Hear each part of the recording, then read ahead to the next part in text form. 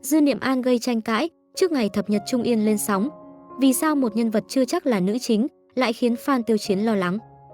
Những ngày gần đây, cộng đồng mạng, đặc biệt là người hâm mộ Tiêu Chiến, đang xuất hiện nhiều cuộc thảo luận xoay quanh một nhân vật trong bộ phim được mong chờ, Thập nhật Trung Yên.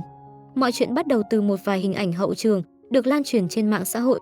Trong ảnh, một cô gái mặc váy trắng xuất hiện cùng nhân viên hỗ trợ Cheo, khiến nhiều người suy đoán đây có thể là nữ diễn viên đảm nhận vai Dư Niệm An, một nhân vật có ý nghĩa đặc biệt trong hành trình của Tề Hạ do Tiêu Chiến thủ vai. Tuy nhiên, điều đáng chú ý là cho đến thời điểm hiện tại, phía đoàn phim vẫn chưa đưa ra bất kỳ thông tin chính thức nào xác nhận danh tính diễn viên hay vai diễn này. Nói cách khác, tất cả hiện vẫn chỉ là những suy đoán xuất phát từ hình ảnh hậu trường chưa được xác nhận. Thế nhưng, chỉ một tin đồn như vậy cũng đủ khiến mạng xã hội xuất hiện nhiều luồng ý kiến trái chiều. Theo một số nguồn thảo luận trên mạng, nữ diễn viên bị nghi ngờ đảm nhận vai Dư Niệm An có thể là Vương Mạc Hàm, người từng đảm nhận vai nha hoàn trong phim Trường Tương Tư. Sau khi thông tin này xuất hiện, một bộ phận cư dân mạng bắt đầu bàn luận về ngoại hình, khí chất cũng như sự phù hợp của cô với hình tượng nhân vật trong nguyên tác. Có người cho rằng hình tượng Dư Niệm An trong tưởng tượng của họ quá đặc biệt, không chỉ cần một gương mặt đẹp mà còn cần một cảm giác mong manh, thanh nhã, có sức lay động. Vì vậy, họ lo lắng rằng lựa chọn diễn viên này chưa chắc đã tạo được cảm giác mà nhân vật này cần có. Nhưng nếu chỉ nhìn đây là một cuộc tranh luận về ngoại hình thì có lẽ chưa chạm tới nguyên nhân sâu xa nhất. Điều khiến Dư Niệm An nhận được nhiều sự chú ý không phải bởi cô là một nhân vật nữ thông thường, mà bởi vị trí đặc biệt của cô trong thế giới tinh thần của Tề Hạ. Thập nhật Trung Yên vốn là một câu chuyện mang màu sắc đại nam chủ, tập trung vào hành trình của nhân vật chính. Tề Hạ là người phải đối mặt với những lựa chọn khó khăn, những nguy hiểm không ngừng xuất hiện và một thế giới đầy sự tuyệt vọng. Trong hoàn cảnh ấy, Dư Niệm An giống như một biểu tượng tinh thần tồn tại trong tâm trí anh. Cô là hình ảnh của một điều tốt đẹp mà Tề Hạ muốn bảo vệ. Cô là lý do khiến anh không hoàn toàn đánh mất hy vọng trong một môi trường khắc nghiệt. Chính vì vậy, trong cảm nhận của nhiều độc giả, Dư Niệm An không chỉ là một nhân vật để tạo nên tuyến tình cảm, mà còn là một phần quan trọng giúp khán giả hiểu hơn về nội tâm của Tề Hạ.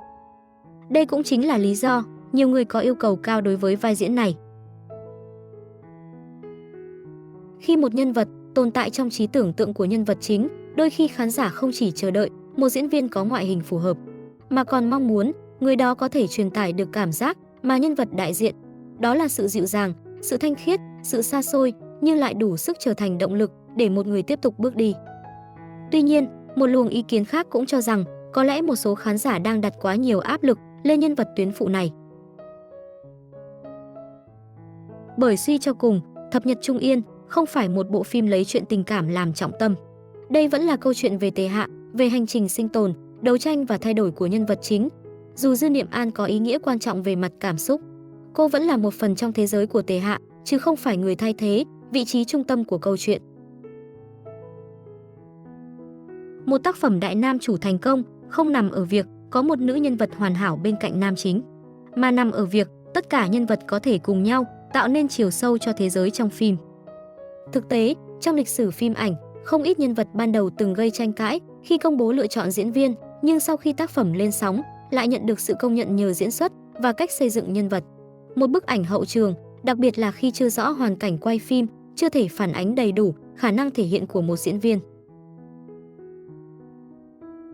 Vì vậy, đối với cuộc tranh luận hiện tại, có lẽ điều quan trọng nhất vẫn là chờ đợi thông tin chính thức từ đoàn phim và chờ đến khi Thập nhật Trung Yên thực sự lên sóng.